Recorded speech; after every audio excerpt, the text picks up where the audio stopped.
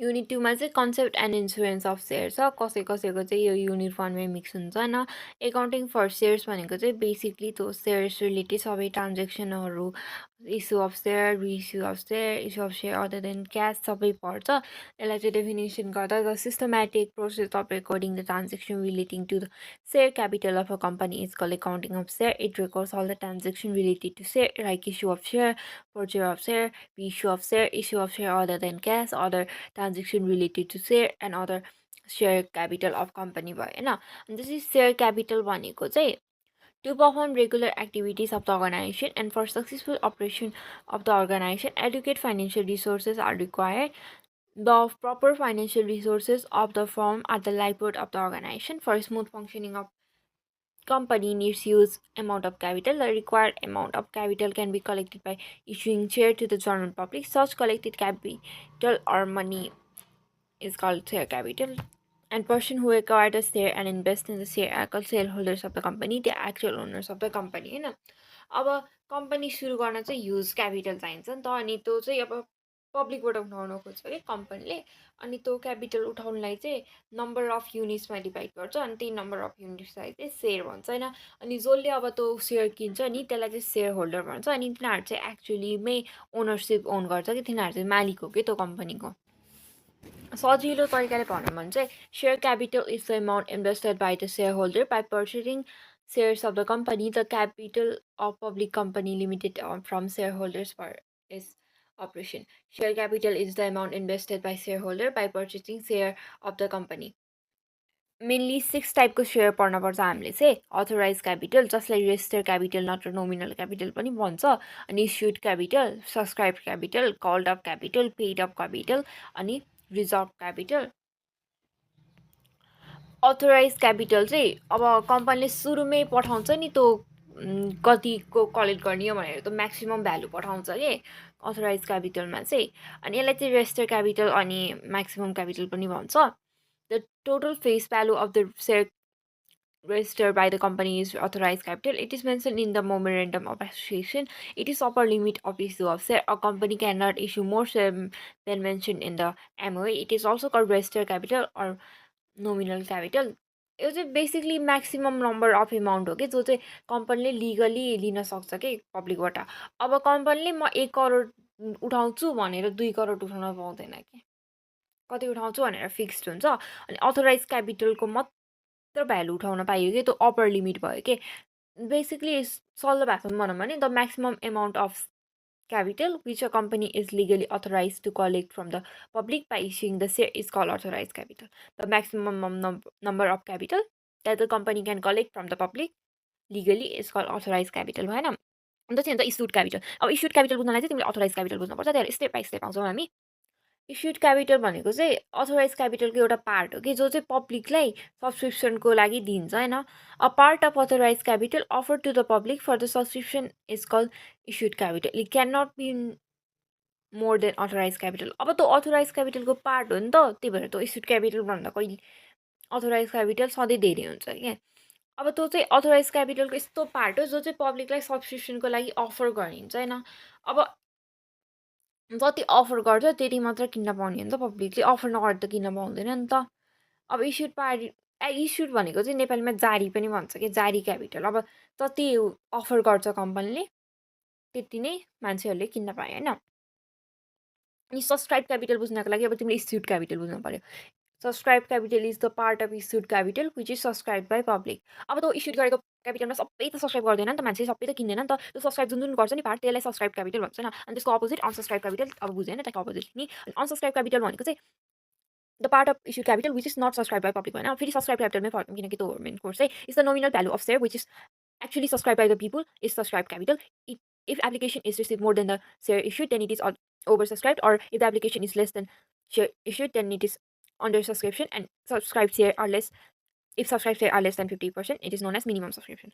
Called up capital. अब called of capital चाहिँ subscribe क्यापिटलको यसको पार्ट हो नि जो चाहिँ कम्पनीले पैसा तिर भनेर भन्छ कि। अनि यसको अपोजिट चाहिँ रिजर्भ क्यापिटल नत्र अनकल्ड क्यापिटल है। अब यस्तो भयो कि कम्पनीले सब्सक्राइब गर्नलाई अफर त गऱ्यो होइन पब्लिकले, अनि त्यसपछि मान्छेले सब्सक्राइब गरे होइन। अनि त्यसपछि कम्पनीले रोज्न पाउँछ कि कसको पैसा म लिन्छु कसको लिन्न भनेर। The part of subscribe capital which has been call up by the company from the applicants is known as call up capital. अब कल अप चाहिँ कम्पनीले अब तैँले पैसा दिएर मैले तँलाई रोजै सेयर होल्डर हुनलाई टाइपको हो क्या। अनि त्यो चाहिँ फेरि पेड अफ चाहिँ के हो भन्दाखेरि फेरि कल्ड अपको पार्ट हो कि जुन चाहिँ अब सेयर होल्डरले नि अब लास्टमा तिर्छ कि तिर्दैन नि त थाहा हुन्न नि त। त्यसले एक्चुअली तिर्यो भने चाहिँ त्यो पेड अफ क्यापिटल भयो कि it's a part of called up capital which is paid by the applicants. अनि called of capital call in arrears नै हुन्छ होइन। अनि त्यसरी रिजर्भ क्यापिटल चाहिँ मैले अघि नै भनेको थिएँ त्यो चाहिँ केसको अपोजिट हो भन्दाखेरि कल्ड अफ क्यापिटलको अपोजिट हो होइन। अब यसको अपोजिट चाहिँ के भयो भन्दाखेरि कल्ड अफ क्यापिटल भयो। अनि यसको डेफिनेसन चाहिँ the uncalled portion of subscribe capital which is retained by the company is reserved. So it is also known as on-call capital. It is the type of capital usually called up at the meaning of winding of the company. अब हेर है हामीले called up भनेको के पढेको थियौँ the part of subscribe capital which is called by the company to pay on allotment. अब reserve capital भनेको चाहिँ uncalled portion of subscribe share which is retained by the company भयो होइन। यसले चाहिँ कम्पनीले नतिर मैले तँलाई सेयर होल्डर हुनलाई रोजेन टाइपको भयो कि।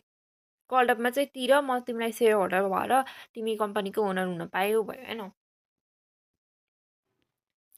अब चाहिँ हामी फाइनली सेयरको बारेमा पढ्छौँ। सजिलो भाषामा भन्दा चाहिँ the capital of a company is divided into number of units and each unit it's call share. The person who contribute the money to share in the company are called shareholders. Share is part of ownership of public company. A meaning of share. The total share capital of the company is divided into small part. Each part is called share. A share is a document that acknowledges the ownership of a company to the limited amount contributed. The person who acquired the share are called shareholders of the company. They are the actual owner of the company. Every shareholder is liable towards the company on to the face value of share held by them on their investment in share. They will get dividend at the end of fiscal year. Following are the characteristics of share. Share can be transferred freely. It facilitates the democratic management.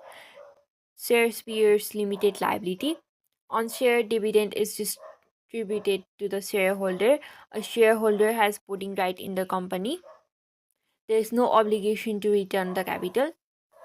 अरू नि feature हुन्छ जस्तै permanent capital can be transfer receive discount जेसिन्डियल claim of in case of liquidation भनेको चाहिँ अब company bankrupt गरेर बन्द गर्ने बेला हुन्छ नि त्यो भएन।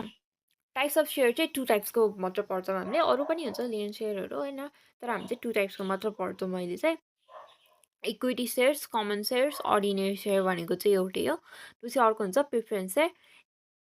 अनि जस्तै इक्विटी सेयर भनेको बुझ्दा चाहिँ the company which do not a company भनेको the share which do not enjoy special privilege are called equity share. This share are also called ordinary or common share. Equity share have no preferential rights in the payment or dividend or replay of the capital. They have no right to control the management and they can pass board. They are very important for the company. In equity share, rate of dividend is not fixed. Shareholders pay accounting to the profit ratio. अब यसमा चाहिँ तिम्रो first right on dividend अनि refund of capital हुने भएन होइन। अनि त्यो पछि तिम्रो rate of dividend on equity पनि फिक्स भएन। अब सेयर होल्डरसँग भोटिङ राइट हुने भयो अनि यिनीहरू चाहिँ रियल ओनर्सहरू भएन। अनि त्यसरी राइट टु पार्टिसिपेट पनि भयो म्यानेजमेन्टमा फेरि। अनि यसको फिचर्सहरू चाहिँ they are permanent share, this are freely transferable, there is no fixed rate of dividend, there is no measurability of period of equity, they have no right to control the company, equity, they have right to control the company है भन्छु के पर्दा यिनीहरूसँग पुरै हक अधिकार छ। Equity share has voting rights, they can take part in management of the company, the liability of equity shareholder is limited. Preference share भनेको चाहिँ यिनीहरूसँग सर्टेन राइट्सहरू हुन्छ कि इक्विटी सेयर भन्दा यिनीहरूले फेरि भोटिङहरूमा पार्ट लिन चाहिँ पाउँदैन। अनि डिभिडेन्ड रेटहरू पनि फिक्स्ड हुन्छ। अनि यिनीहरू के हुन्छ भन्दाखेरि अब बिजनेस रोक्यो होइन लिक्विडेसनको पिरियड आयो भने पनि the share holder will receive their investment before equity share holder के। Preference share has first right on dividend and refund of capital in case of liquidation of preference share stock. Preference share have fixed rate of dividend. Preference shareholder do not have voting rights. They do not have right to participate in management of company. होइन features, they are temporary in nature. They can be converted into equity share. These shareholders have fixed majority period. They have no voting rights. Rate of dividend is predetermined on it. It can take part in management of the company. Types of preference share नि important नै छ है. हामी चाहिँ यो types direct पढौँ. यसको 8वटा type हुन्छ हुन त, तर 4वटा मेन इम्पोर्टेन्ट छ. त्यहाँ 4वटा मेन इम्पोर्टेन्ट छ भने फेरि 4वटा बुझ्नाले सब बुझ्न सकिन्छ, तर सबै पढौँ भने त बुझेन भने बर्बाद. क्युमुलेटिभ प्रिफरेन्स सेयर भनेको चाहिँ when unpaid dividend on preference share are created by arrays and carried forward to the future, then preference share is called cumulative share. Non-cumulative share are those which cannot get the right to fix share out of profit of the current year only. यो चाहिँ तिमीले यतिकै भने बुझ्दैनौ, तर म बुझाइदिन्छु. Cumulative भनेको चाहिँ अब पहिलाको वर्षको डिभिडेन्ड तिरे होइन इन केस अब घाटा भइरहेको कम्पनीलाई भने नि अर्को वर्षमा फ्युचरमा गर भए पनि तिमीलाई कम्पनीले त्यो एमाउन्ट दिन्छ क्युमुलेटिभमा. फेरि नन क्युमुलेटिभमा त्यो दिँदैन, करेन्ट इयरको मात्र दिन्छ जुन इयरमा प्रफिट भयो. अब रिमिडिएबल अनि नन रिमिडिएबल पढ्ने हामी एकैचोटि पढ्छौँ. यो चाहिँ रिमिडिएबलको चाहिँ के भन्दाखेरि those preference share which can be repaid after the expiry of fix period are redeemable. Those preference share which can not be repaid during the life time of company is called non redeemable. अब त्यो basically redeem गर्न पायो कि तिमीले amount नै fix specific time पिरियडमा, त्यस्तो लागि रिमिडिएबल भयो. त्यो गर्न पाएन, त्यो चाहिँ नट रिमिडिएबल भएन. अब कन्भर्टिबल सेयर्स भनेको त के भनेर बुझ भन्दाखेरि जो अब इक्विटी सेयरमा कन्भर्ट हुन सक्यो कि, अनि प्रिफरेन्स सेयर जो अब इक्विटी सेयरमा कन्भर्ट हुन सक्दैन नि त्यसलाई चाहिँ नन कन्भर्टिबल भन्यो होइन. अनि पार्टिसिपेटिङ प्रिफरेन्स सेयर भनेको चाहिँ अब तिनीहरूले चाहिँ those preference share which have right to receive dividend in excess of regular rate of dividend is called participate preference dividend भएन. The class of preference share which have right to participate in any surplus profit of company after paying dividend on equity shareholder are participating preference share. Non-participating भनेको चाहिँ यिनीहरूको चाहिँ right छैन कि अब surplus प्रफिटमा पाउनु. अब हेरे कम्पनीलाई सधैँ ठिक्कको फाइदा त हुँदैन नि त, कहिले काहीँ धेरै फाइदा नै हुन्छ नि त. अनि धेरै फाइदा हुँदा जसले प्रफिट दिन पायो नि त्यो चाहिँ पार्टिसिपेटिङ प्रिफरेन्स सेयर भयो कि. अब जसले पाएन नि त राइट छैन नि त जसको, त्यो चाहिँ नन पार्टिसिपेटिङ भयो के. अब यिनीहरूको डिफ्रेन्स पनि फेरि इम्पोर्टेन्ट छ है. हेरौँ, इक्विटी सेयर्स भनेको चाहिँ अनि प्रिफरेन्स सेयरको चाहिँ डिफ्रेन्स इम्पोर्टेन्ट छ. म चाहिँ तिमीहरूलाई 3टा भनिदिन्छु मेन आफै पढ्दा पनि हुन्छ. इक्विटीमा चाहिँ अब रेट अफ डिभिडेन्ड फिक्स छैन होइन. प्रिफरेन्समा रेट अफ डिभिडेन्ड फिक्स छ होइन. इक्विटी सेयर चाहिँ cannot be redeemed. Preference share चाहिँ on the other hand it can be redeemed as per condition. अनि इक्विटी सेयरमा चाहिँ दे हेभ भोटिङ राइट्स. अनि त्यो चाहिँ प्रिफरेन्स सेयरमा चाहिँ सेयर होल्डर्सको भोटिङ राइट्स छैन. अन्त चाहिँ इक्विटी सेयर चाहिँ अब कन्भर्सन चाहिँ गर्न मिलेन कि अरू सेयरमा. प्रिफरेन्स सेयर चाहिँ कन्भर्ट चाहिँ गर्न मिल्छ अब इक्विटी सेयरमा कुनै प्रिफरेन्स सेयरहरूमा फेरि कन्भर्टिबल मात्र. त्यो चाहिँ तिमीले अघि भर्खरै मैले पढाएको थिएँ. अनि त्यसै लिक्विडेसनमा अब इक्विटी सेयरको क्यापिटल चाहिँ रिफन्ड हुँदैन, प्रिफरेन्स सेयरको चाहिँ हुनसक्छ होइन. अब एकाउन्टिङ फर सेयर पनि मैले तिमीलाई डेफिनेसन भनिसकेको थिएँ. A company can invite the general public for subscription. A share to invitation is called prospectus. Generally, shares of company are issued for cash and sometimes share may be issued other than cash.